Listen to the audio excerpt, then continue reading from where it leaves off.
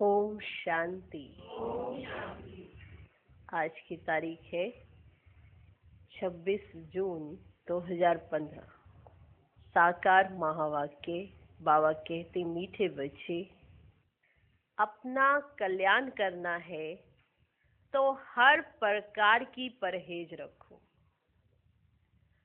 फूल बनने के लिए पवित्र के हाथ का शुद्ध भोजन खाओ।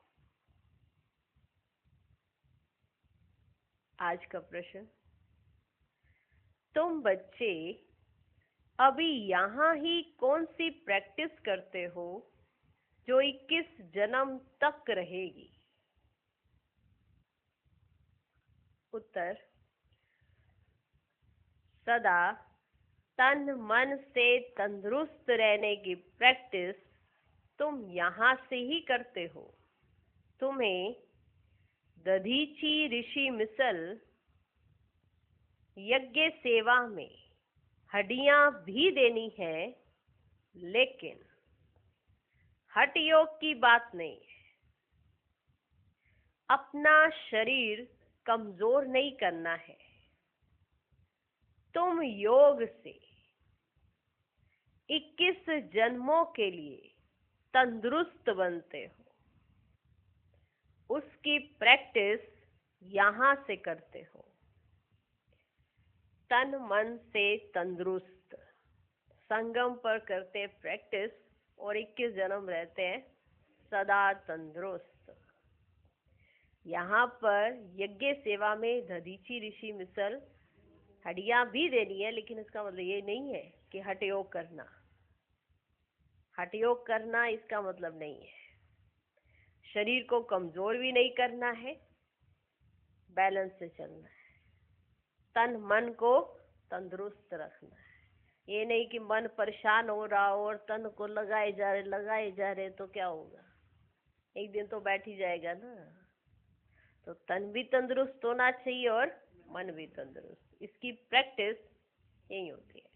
सब चीजों की प्रैक्टिस संगम पर होती है और 21 जन्म आराम से व्यतीत करते हो, क्योंकि प्रैक्टिस सब यहाँ करते हैं। सब तरह की प्रैक्टिस यही करते हो। अशरीरी होने की, आत्म अभिमानी होने की, वहाँ फिर नेचुरल प्रोसेस चलता है। यहाँ इंद्रिय सुख के झूले झूलते हो, वहाँ सदा सुखी हो जाते हो। सब बातों की प्रैक्टिस संगम पर, और बिना प्रैक्टिस के कोई कार्य सफल नहीं होता। कभी देखा है बिना प्रैक्टिस के कोई भी कार्य सफल होता हो? तो 21 जन्म आपने सदा सुखी रहना है। उसकी प्रैक्टिस भी यहीं पर। तन मन तंदुरुस्त, तन मन तंदुरुस्त। ठीक, प्रैक्टिस प्रैक्टिस। तन मन तंदुरुस्त माना ये तन जो बाप से मिलाने वाला है, इसकी भी देखभाल करनी है और मन की भी देखभाल करनी है। तो दोनों तरीके से बैलेंस रखते हुए अपना कार्य करना है। बाबा तो स्टेप स्टेप पर समझाते रहते। इसके लिए तन और मन तंदुरुस्त रहे, इसके लिए बाबा ने बहुत सहज युक्ति बताई है कि पवित्र के हाथों से ही भोजन खाना है। इसलिए आप पवित्र बन रहे हैं तो स्वयं बनाएं, स्वयं खाएं। कितने दिन तक खा सकता है कोई? आगे सुनिए, आज बाबा विस्तार में क्या सुनाता है। हाँ, क्या स्वरूप है भगवान का। क्योंकि अगर आप अपना कल्याण करना चाहते हो तो परहेज करना कोई बड़ी बात नहीं है। डॉक्टर भी परहेज ही बताते हैं ना, परहेज रखो दवाई से बच जाओगे। अब दवाई खाते खाते कब तक चलेंगे? तो इससे अच्छा है परहेज रख लो। कुछ समय का परहेज, उसके बाद बिल्कुल ठीक है ना। तो परहेज रखना जरूरी है, लेकिन ये परहेज ही नहीं रखी जाती है। जो परहेज रख लेता है तो उसका कल्याण हो ही जाता है। इसलिए सबसे पहली बात भगवान ने भी आके क्या सिखाया? परहेज। क्योंकि रह इस दुनिया में रहे थे, तो इस दुनिया में से रहते हुए भी हमें किन बातों का परहेज करना है, ये भी बाबा ने हमें समझाया है। फिर भी कई बच्चे बार बार पूछते हैं। जैसे डॉक्टर ने कहा चीनी नहीं खानी है, तुमको शुगर है, तुमको चीनी नहीं खानी है, नहीं खानी। फिर भी हर बार डॉक्टर के पास जाके पूछेंगे चीनी नहीं खानी, चीनी नहीं खानी। फिर डॉक्टर क्या कहते हैं? खानी है खाओ, नहीं खानी ना खाओ। ये तो तुम्हारे हाथ में। परहेज करोगे तो अच्छे चलोगे, नहीं करोगे तो और भी बीमारियां आ जाएंगी। ठीक है, तो बाबा भी ऐसे समझाते हैं, कल्याण करना है अपना। आत्मा स्वयं ही अपना मित्र और शत्रु कैसे है, अपना कल्याण करती है तो मित्र है, और अपना कल्याण नहीं करती है तो शत्रु है अपना ही। ठीक है, तो कल्याण करना है तो परहेज रखो, और परहेज क्या होती है वो हम सुनते हैं। ठीक है, बाबा ने कैसे समझाया है बच्चों को, कितनी डिटेल में बाबा समझाते हैं। और कई बच्चे ऐसे बार बार पूछते हैं तो बाबा ने क्या कहा होगा, पूछ लेते हैं ना, बेचारे नादान बच्चे हैं, क्या कहेंगे। हाँ, बाबा ही तो है ना जिससे पूछ सकते बार बार, और तो कोई मिला ही नहीं। हाँ, चलो सुने, सब तैयार हो, सुने। ओके। ओम शांति। कॉलेज अथवा यूनिवर्सिटी होती है तो टीचर भी स्टूडेंट तरफ देखते हैं। गुलाब का फूल कहाँ है, फ्रंट में कौन बैठे हुए हैं। यह भी बगीचा है परंतु नंबरवार तो है ही। यहाँ भी गुलाब का फूल देखता हूँ, फिर बाजू में रतन ज्योति, कहाँ अक भी देखता हूँ। बागवान को तो देखना पड़े ना, उस बागवान को ही बुलाते हैं कि आकर इस कांटों के जंगल को खत्म कर फूलों का कलम लगाओ। तुम बच्चे प्रैक्टिकल में जानते हो कैसे कांटों से फूलों का सैपलिंग लगता है। तुम्हारे में भी बहुत थोड़े हैं जो इन बातों का चिंतन करते हैं। ये भी तुम बच्चे जानते हो, वह बागवान भी है, खेवैया भी है, सबको ले जाते हैं। फूलों को देख बाप भी खुश होते हैं। हर एक समझते हैं हम कांटों से फूल बन रहे हैं। नॉलेज देखो कितनी ऊंची है। इस समझने में भी बहुत बड़ी बुद्धि चाहिए। यह है ही कलयुगी नरकवासी। तुम स्वर्गवासी बन रहे हो। सन्यासी लोग तो घर बार छोड़ भाग जाते हैं, तुमको भागना नहीं है। किसी किसी घर में एक कांटा है तो एक फूल है, किसी किसी घर में एक कांटा है तो एक फूल है। बाबा से कोई पूछते हैं, बाबा बच्चे की शादी कराएं। बाबा बच्चे की शादी कराएं। बाबा कहेंगे भल कराओ, घर में रखो, संभाल करो। पूछते हैं, इससे ही समझा जाता है हिम्मत नहीं है। अगर बाबा से पूछोगे कि बच्चे की शादी कराएं तो बाबा कहेंगे भल करो, वरना घर में रखो, संभाल करो। लेकिन अगर ऐसा पूछ रहे हो कि बच्चे की शादी कराएं तो इसका क्या अर्थ है, हिम्मत नहीं। तो बाबा भी कह देते हैं भल करो। कहते हैं हम तो बीमार रहते हैं, बाबा हम तो बीमार रहते हैं, फिर बहू आएगी, उनके हाथ का खाना पड़ेगा। बाबा कहेगा भल खाओ, ना करेंगे क्या। सरकमस्टांस ऐसे है खाना ही पड़े, सरकमस्टांस ऐसे खाना ही पड़े, क्योंकि मोह भी तो है ना, मोह है ना। पहले अपने आप बनाते थे, खाते थे, बच्चों को भी खिलाते थे। अब बहू आए, बीमार रहती है, बहू आएगी तो उसके हाथ का तो खाना पड़ेगा। तो क्या करे बाबा, खा ले, क्या करे बाबा, खा ले। तो बाबा कहते भल खाओ। हाँ, अब ना थोड़ा करेंगे बाबा, एक बार समझ दे दी, समझ आ गई ना। अब बार बार पूछोगे तो बाबा क्या कहेंगे, भल खाओ, ना थोड़े ही करेंगे। अब सरकमस्टांस ऐसे हैं, ऐसे सुना रहे हो कि हम उठ भी नहीं सकते बेड से, हम तो बेड पे हैं, तो बाबा भी क्या करेंगे। अब सरकमस्टांस ऐसे हैं तो खाना ही पड़े, क्योंकि मोह भी तो है ना। घर में बहू आई तो बात मत पूछो, जैसे कि देवी आ गई, इतने खुश होते हैं, इतने खुश हो जाते हैं। खाना मिल रहा है, बैठे हैं, सास देख रही है टीवी, बहू ला रही है खाना, फिर सास खाना खा रही, बाबा आ जाओ दृष्टि दे दो, क्या करे, खाना तो पड़ता है। मना करेंगे तो उसको बुरा लग जाएगा, कहेगी मैं कोई ऐसे अछूत हूँ क्या। हाँ, सामने से कहेगी, अब नई नई आई है तो उसको ऐसे जब पहले 7 दिन का कोर्स कराएंगे फिर उसको समझ आ जाएगा कि क्या होता है, फिर मैं अपने आप बना लूंगी। बाबा आप तो सब जानते हो, कितने प्यारे हमारे बाबा हो, आओ दृष्टि दो। तो बाबा कहते घर में कौन आई, बहू आई, तो बात मत पूछो, जैसे कि देवी आ गई, इतने खुश होते। अब यह तो समझने की बात है, हमको फूल बनना है तो पवित्र के हाथ का खाना है, उसके लिए अपना प्रबंध करना है, इसमें पूछना थोड़ी होता है। आपको अपना कल्याण करना है तो आपको सोचना है कि आपको अपना कल्याण कैसे करना है। इसमें पूछोगे तो इसका मतलब अभी तक समझ नहीं आई है, इसमें पूछना थोड़ी होता है। बाप समझाते तुम देवता बनते हो, इसमें ये परहेज चाहिए, इसमें ये परहेज चाहिए। जितनी जास्ती परहेज रखेंगे उतना तुम्हारा कल्याण होगा। जास्ती परहेज रखने में कुछ मेहनत भी होगी। रास्ते में भूख लगती है, खाना साथ में ले जाओ।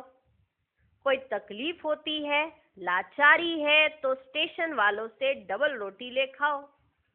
सिर्फ बाप को याद करो, इनको ही कहा जाता है योग बल। इसमें हठ योग की कोई बात ही नहीं है। शरीर को कमजोर नहीं बनाना है, शरीर को कमजोर नहीं बनाना है। दधीची ऋषि मिसल हड्डी हड्डी देनी है, इसमें हठ योग की बात नहीं है। हड्डी हड्डी देनी है, इसका अर्थ है यज्ञ में अपने श्वास सफल करने हैं। क्लियर? हठ योग की बात नहीं है, ये सब है भक्ति मार्ग की बातें। शरीर को तो बिल्कुल तंदुरुस्त रखना है। अब बाबा की याद में भोजन बनाएंगे, भोजन खाएंगे तो उस भोजन में ताकत आएगी और वो अंदर जाएगा तो ताकत मिलेगी। लेकिन लाचार हो जाते, क्या करे, उठा नहीं जाता, एक बार बैठ जाऊं तो उठ ही नहीं सकती, नीचे बैठे बैठे काम दे दो। इसलिए मैं सारी सब्जियां काट देती हूँ, वो सारी सब्जियां बना देती है। काटते काटते मैं बाबा के साथ योग लगा लेती हूँ, वो बनाते बनाते पता नहीं किसकी याद में बनाती, मैं खाते खाते फिर बाबा को बुला लेती हूँ। तो कई माताएं ऐसी युक्तियां बहुत लगाती हैं। बाबा ने ये नहीं कहा कि आपको उनके साथ अच्छे से व्यवहार नहीं करना है, बात आप अपना कल्याण करना चाहते हो तो आपको परहेज रखनी है, बाकी आप देखो। बार बार पूछोगे तो बाबा कहेंगे जो दिलाए वो करो। बाबा से क्यों पूछते हो बार बार, एक बार समझा दिया तो समझा दिया ना, उसके बाद बार बार पूछना तो बाबा कह देंगे भल खाओ भल जो भी करो। समझे? लाचारी अगर कुछ ऐसा है तो बाबा ने कहा डबल रोटी लो, खा सकते हो, लाचारी नहीं तो घर से प्रबंध करके लेकर जाओ। क्लियर? ये नहीं कि भूखो रह गए, 4 दिन तक भूखो ही है और फिर गिर गए तो कोई कहेगा ये कौन है, तो गलत है ना ये तो। इसीलिए बाबा समझा रहे हैं, शरीर को तो बिल्कुल तंदुरुस्त रखना है। योग से 21 जन्मों के लिए तंदुरुस्त बनना है, यह प्रैक्टिस यहाँ ही करनी है। बाबा समझाते हैं इसमें पूछने की दरकार नहीं रहती, इसमें पूछने की दरकार नहीं रहती। हाँ, कोई बड़ी बात है उसमें मूंझते हो तो पूछ सकते हो, छोटी छोटी बातें। बाबा से पूछने में कितना टाइम जाता है, बड़े आदमी बहुत थोड़ा बोलते हैं। शिव बाबा को कहा जाता है सदगति दाता, रावण को सदगति दाता थोड़ी कहेंगे, अगर होता तो उनको जलाते क्यों। बच्चे समझते रावण तो नामी ग्रामी है, भल ताकत रावण में बहुत है परंतु दुश्मन तो है ना। आधा कल्प रावण का राज्य चलता है परंतु कब महिमा सुनी है, कुछ भी नहीं। तुम जानते हो रावण 5 विकारों को कहा जाता है। साधु संत पवित्र बनते हैं तो उन्हों की महिमा करते हैं ना। इस समय के मनुष्य तो सब पतित हैं, भल कोई भी आए, समझो कोई बड़े आदमी आते हैं, कहते हैं बाबा से मुलाकात करें। बाबा उनसे क्या पूछेंगे? उनसे तो यही पूछेंगे कि राम राज्य और रावण राज्य कब सुना है, मनुष्य और देवता कब सुना है, इस समय मनुष्यों का राज्य है या देवताओं का? मनुष्य कौन, देवता कौन? देवता किस राज्य में थे? देवताएं तो होते हैं सतयुग में। माना बाबा से मुलाकात करेंगे तो बाबा क्या पूछेंगे? ये सब ही पूछेंगे। राम राज्य रावण राज्य कभी सुना है, देवता मनुष्य कभी सुना है, कब रहते थे देवता, कहाँ रहते थे देवता, कब सुना है? देवताएं तो होते हैं सतयुग में। यथा राजा रानी तथा प्रजा। तुम पूछ सकते हो कि ये नई सृष्टि है या पुरानी? सतयुग में किसका राज्य था, अभी किसका राज्य है? चित्र तो सामने है। भक्ति क्या है, ज्ञान क्या है, ये बाप ही बैठ समझाते हैं। जो बच्चे कहते बाबा धारणा नहीं होती, उन्हें बाबा कहते अरे अलफ और बे तो सहज है ना। अलफ बाप ही कहते हैं, मुझ बाप को याद करो तो वर्षा मिल जाएगा। भारत में शिव जयंती भी मनाते हैं, परंतु कब भारत में आकर स्वर्ग बनाया? भारत स्वर्ग था ये नहीं जानते हैं, भूल गए हैं। तुम कहेंगे हम भी कुछ नहीं जानते थे कि हम स्वर्ग के मालिक थे। अब बाप द्वारा हम फिर से देवता बन रहे हैं। समझाने वाला मैं ही हूँ। सेकंड में जीवन मुक्ति गाया हुआ है, परंतु इनका भी अर्थ थोड़े समझते हैं। सेकंड में तुम स्वर्ग की परियां बनते हो ना, इनको इंद्र सभा भी कहते हैं। वह फिर इंद्र समझते हैं बरसात बरसाने वाले को। जब बरसात होती है ना तो कहते हैं इंद्र देवता प्रसन्न हुए, बरसात बरसाने वाले को। अब बरसात बरसाने वालों की कोई सभा लगती है क्या? इंद्र लठ, इंद्र सभा क्या क्या सुनाते हैं। आज फिर से ये पुरुषार्थ कर रहे हैं, पढ़ाई है ना। बैरिस्ट्री पढ़ते तो समझते कल हम बैरिस्टर बनेंगे। तुम आज पढ़ते हो, कल शरीर छोड़ राजाई में जाकर जन्म लेंगे। तुम भविष्य के लिए प्रारब्ध पाते हो। यहाँ से पढ़कर जाएंगे, फिर हमारा जन्म सतयुग में होगा। एम ऑब्जेक्ट ही है प्रिंस प्रिंसेस बनने की। राजयोग है ना। कोई कहे बाबा हमारी बुद्धि नहीं खुलती, हमारी बुद्धि नहीं खुलती, ये तो तुम्हारी तकदीर ऐसे है। ड्रामा में पार्ट ऐसा है, उसको बाबा चेंज कैसे कर सकते हैं? स्वर्ग का मालिक बनने के लिए तो सब हकदार है, परंतु नंबरवार तो होंगे ना। ऐसे तो नहीं सब बादशाह बन जाएं। कोई कहते ईश्वरीय ताकत है तो सबको बादशाह बना दे।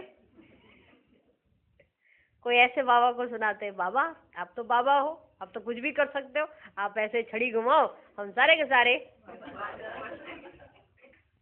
ऐसे तो नहीं सब बादशाह बन जाएं। हो सकता है क्या? छड़ी घुमाई और सब के सब बादशाह। कोई कहते हैं ईश्वरीय ताकत है, आप कहते हो भगवान है, भगवान है बाबा, भगवान है, भगवान है तो कुछ भी कर सकता है।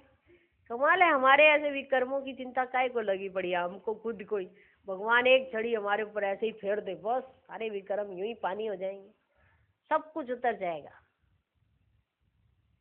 है ना। ऐसे तो नहीं सब बादशाह बन जाए। कोई कहते ईश्वरीय ताकत है तो सबको बादशाह बना दे, फिर प्रजा कहाँ से आएगी? ये समझ की बात है ना। इन लक्ष्मी नारायण का राज्य था, अभी तो सिर्फ नाम मात्र महाराजा महारानी है। टाइटल भी दे देते हैं, लाख दो देने से राजा रानी का लकब मिल जाता है। फिर चाल भी ऐसी रखनी पड़े।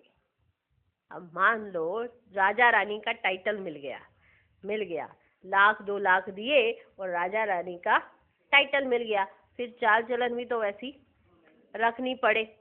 अभी तुम बच्चे जानते हो श्रीमत पर अपना राज्य स्थापन कर रहे हैं, वहां तो सब सुंदर गोरे होंगे। इन लक्ष्मी नारायण का राज्य था ना।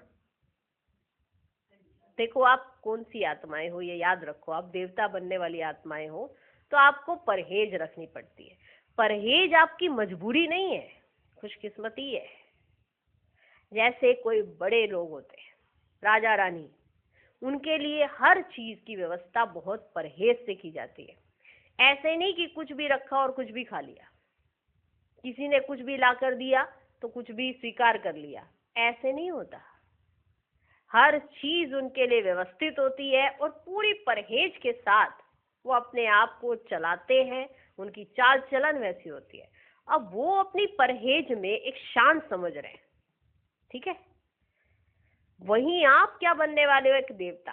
तो आप अपनी परहेज को एक शान समझते हो या मजबूरी, या आपकी स्थिति पर निर्भर करता है कि आपकी परहेज आपके लिए एक शान है क्योंकि आप देवता बनने वाले हो। तो ये परहेज कोई मजबूरी नहीं है, ये शान की निशानी है, ठीक। तो राजा रानी कुछ भी स्वीकार करते हैं, कुछ भी लेते हैं तो बहुत उनका देखा जाता है कि ये किसके पास जा रही है। हर चीज व्यवस्थित होती है, हर चीज को चेक किया जाता है, तब राजा रानी को स्वीकार करने के लिए दिया जाता है। ऐसे ही कुछ भी नहीं चलता। तो आप फिर कौन हो? देवता बनने वाले। तो आपकी परहेज आपकी शान है। जैसे ब्राह्मण जीवन में कितनी परहेज होती है तो वो उनकी एक शान है। तो हर एक उनके आगे सरेंडर होता है, उस परहेज का उन्हें मान मिलता है। तो कई बच्चे क्या होता है कि अपनी जो परहेज होता है उसको लाचारी बना लेते हैं, तो लोग भी उसको लाचारी के रूप में लेते हैं कि क्या करे, ऐसा करना पड़ता है, ऐसा करना पड़ता है। तो दूसरों के आगे भी लाचारी की तरह वो पेश होते हैं। नहीं तो ये तो हमारी एक शान है, ठीक।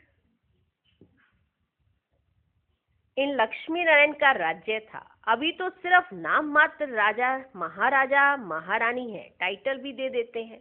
लाख दो देने से राजा रानी का लक़ब मिल जाता है, फिर चाल भी ऐसी रखनी पड़े।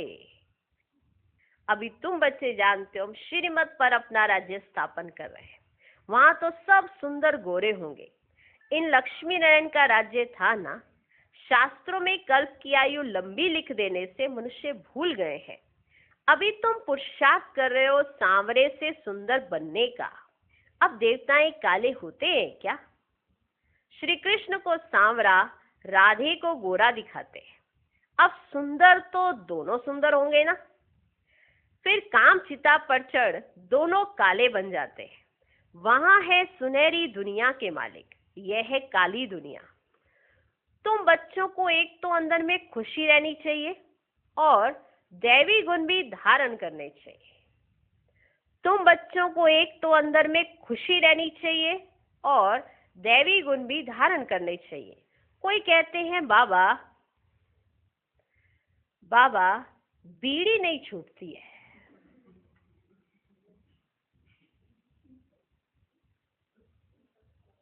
बाबा ने लगता है आज तो वो बातें पकड़ी हैं। जो जो बच्चे ऐसे नादानी में पूछते रहते, मतलब समझने का प्रयास ही नहीं करते। कोई कहते हैं बाबा बीड़ी नहीं छूटती है। बाबा कहेंगे अच्छा बहुत पियो।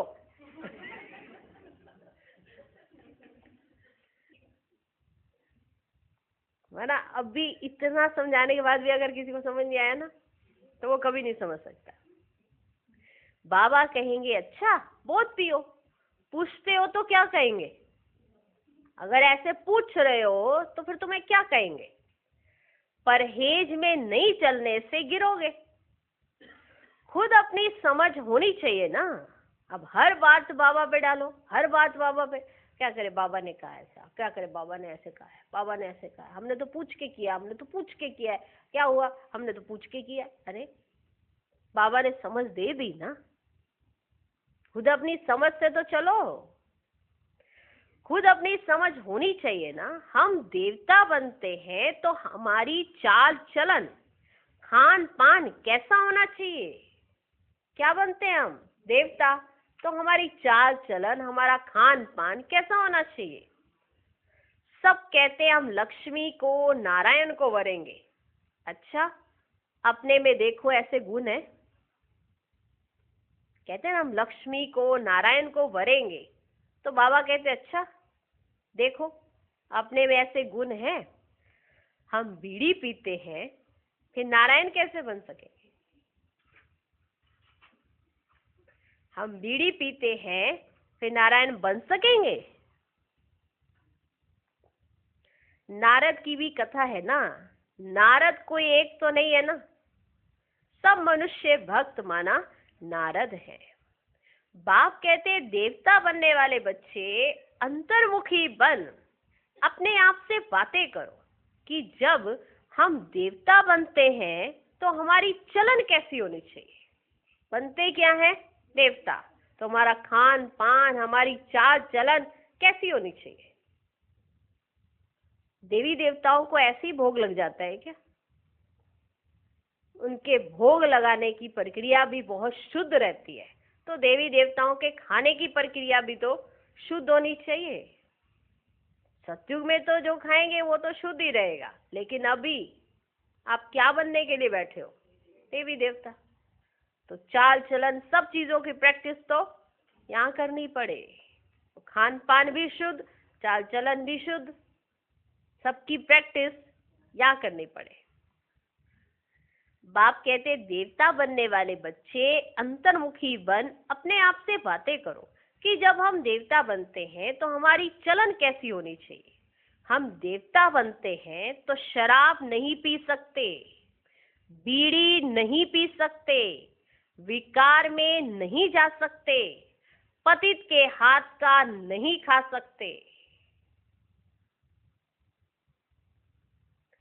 हम देवता बनते हैं तो शराब नहीं पी सकते, बीड़ी नहीं पी सकते, विकार में नहीं जा सकते, पतित के हाथ का नहीं खा सकते, नहीं तो अवस्था पर असर हो जाएगा।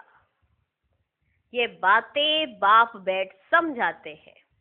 ड्रामा के राज को भी कोई नहीं जानते हैं, यह नाटक है, सब पाठधारी हैं।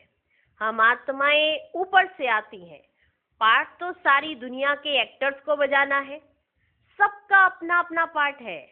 कितने पाठधारी हैं, कैसे पार्ट बजाते हैं, यह वैरायटी धर्मों का झाड़ है। एक आम के झाड़ को वैरायटी झाड़ नहीं कहेंगे, उसमें तो आम ही आएगा। यह मनुष्य सृष्टि का झाड़ तो है, परंतु इनका नाम है वैरायटी धर्मों का झाड़। बीज एक ही है। मनुष्यों की वैरायटी देखो कितनी है, कोई कैसे कोई कैसे, ये बाप बैठ समझाते हैं। मनुष्य तो कुछ नहीं जानते, मनुष्यों को बाप ही पारस बुद्धि बनाते हैं। तुम बच्चे जानते हो इस पुरानी दुनिया में बाकी थोड़े रोज हैं। कल्प पहले मुआफिक सैपलिंग लगती रहती है। अच्छी प्रजा, साधारण प्रजा का भी सैपलिंग लगता है।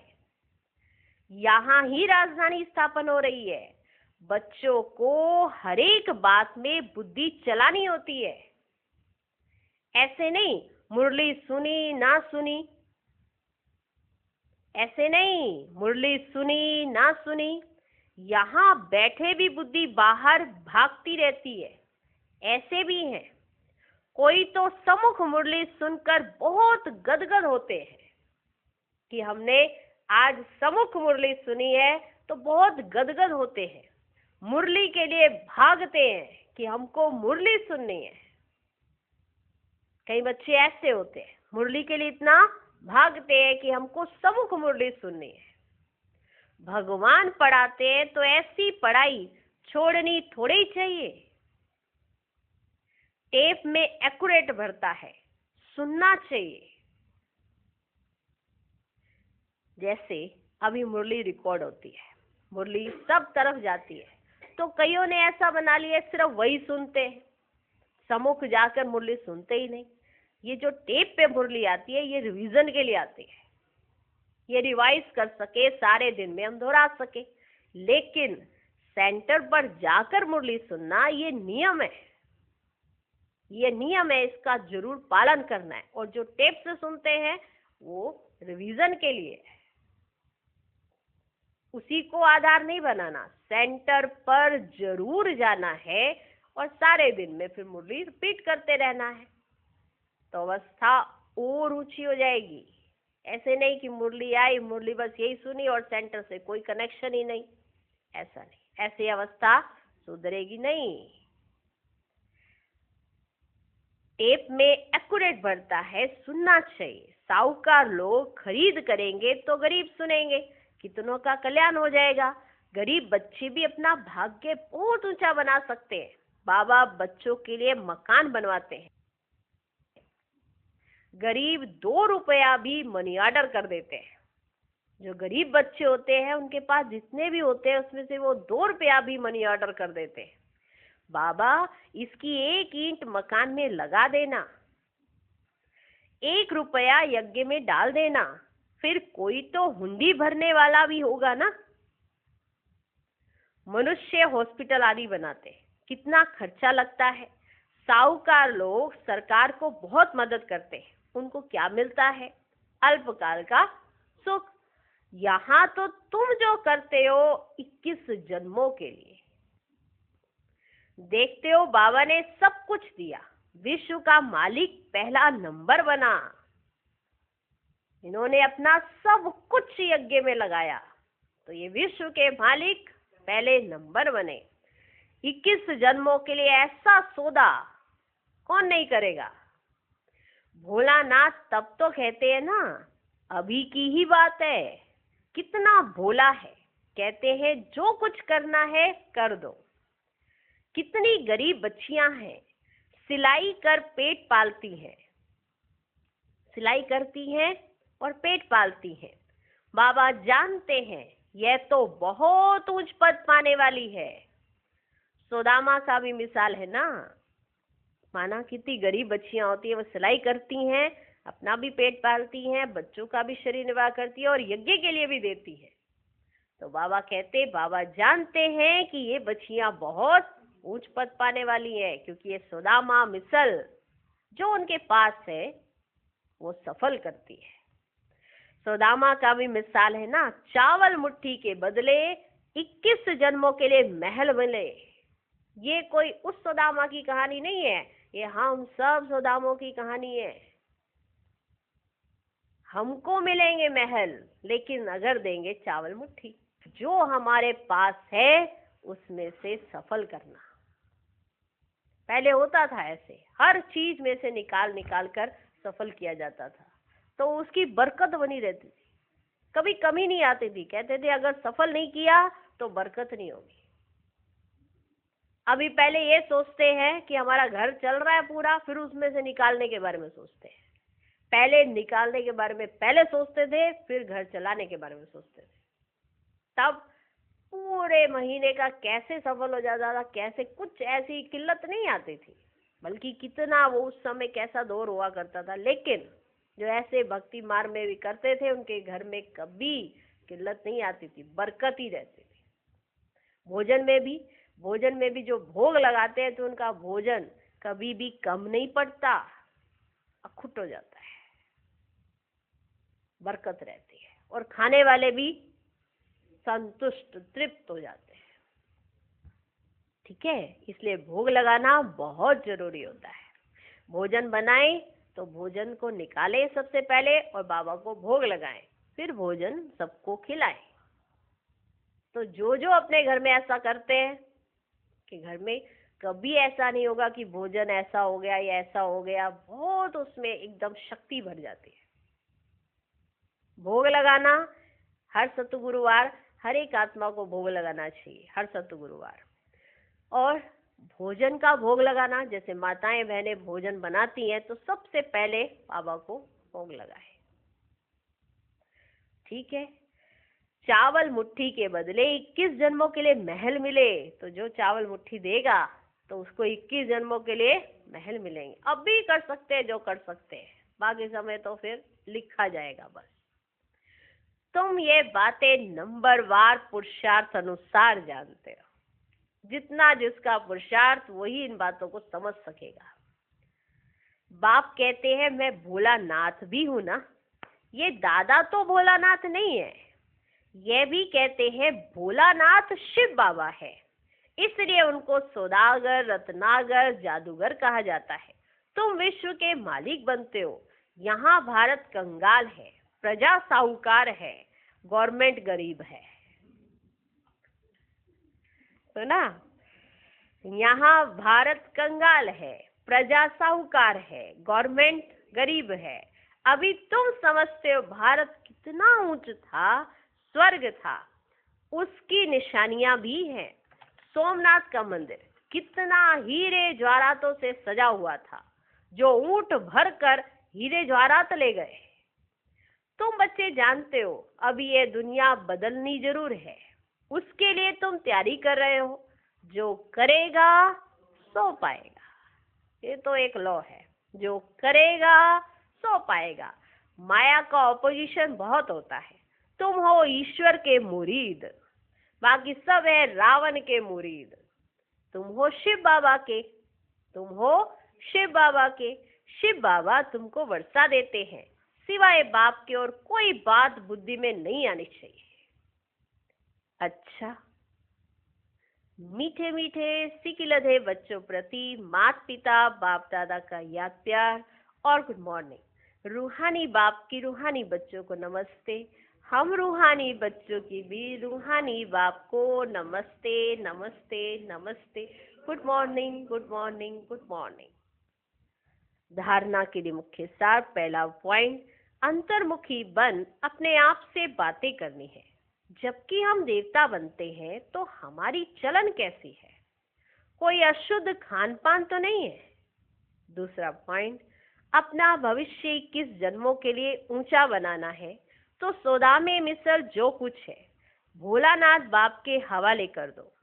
पढ़ाई के लिए कोई भी बहाना ना दो। आज का वरदान, हर मनुष्य आत्मा को अपने तीनों कालों का दर्शन कराने वाले दिव्य दर्पण भव। आप बच्चे अब ऐसा दिव्य दर्पण बनो जिस दर्पण द्वारा हर मनुष्य आत्मा अपने तीनों कालों का दर्शन कर सके। उन्हें स्पष्ट दिखाई दे कि क्या था और अभी क्या हूँ, भविष्य में क्या बनना है। जब जानेंगे अर्थात अनुभव करेंगे व देखेंगे कि अनेक जन्मों की प्यास व अनेक जन्मों की आशाएं मुक्ति में जाने की व स्वर्ग में जाने की कभी पूर्ण होने वाली हैं, तो सहज ही बाप से वर्षा लेने के लिए आकर्षित होते हुए आएंगे। आज का स्लोगन, एक बल एक भरोसा। इस पाठ को सदा पक्का रखो तो बीच भंवर से सहज निकल जाएंगे। ओम शांति।